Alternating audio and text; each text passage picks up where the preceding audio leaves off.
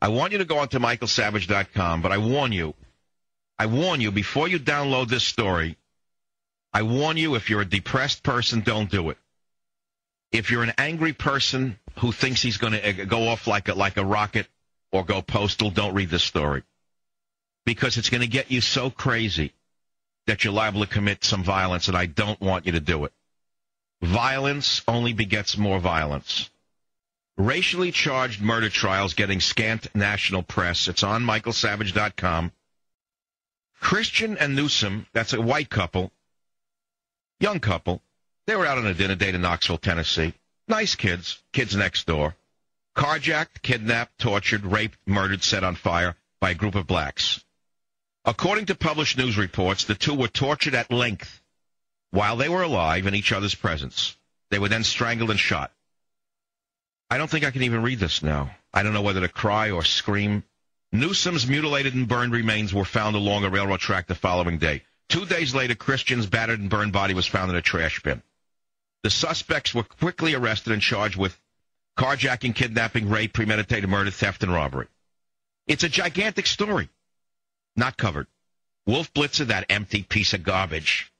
Wolf Blitzer, that thing that should never... I can get myself in real trouble right now if I actually told you what I think of these people. So I'll go on with the story. They're talking about the fact that the Associated Press wire stories on the killing were carried by Knoxville news outlets, CBS News and Fox News, but other major media wouldn't touch it at all.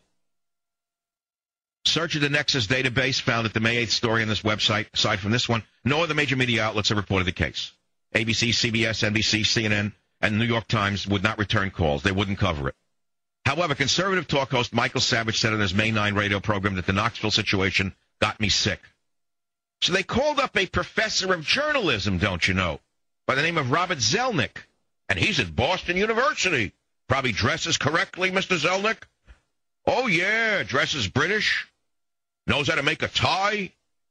Knows how to smile at a cocktail party with politicians, Mr. Zelnick. Moved himself up from the needle trades in 1-2 generations. The professor of journalism at Boston University, Mr. Zelnick, told Cybercast News Services that the Knoxville murders, as gruesome as they were, need a strong peg to reach a national audience. He said racism would certainly be one. Celebrity involvement would be another. But the coincidence of white victims and black perpetrators doesn't pass muster, though the coincidence of white perpetrators and black victims might, because of its relative infrequency. And so there it is. So Zelnick says the reason it hasn't been picked up is because it's not sexy. After all, she's just a white girl and he's a white boy, and they're just black guys who, well, they just did them, that's all. Not only they do them, they did them in a way that you wouldn't even see in Iraq. But that doesn't make it to the New York Times. Instead, they show someone with Down syndrome on the front page last week having a coat put on her back by her father. Showing you something about Down syndrome as the lead story, for example. Where are the two megaphone reverends, Sharpton and Jackson? I would think that raping, mutilating, torturing, and setting people afire is worse than a radio insult, and yet the good reverends are nowhere to be found. Isn't that interesting?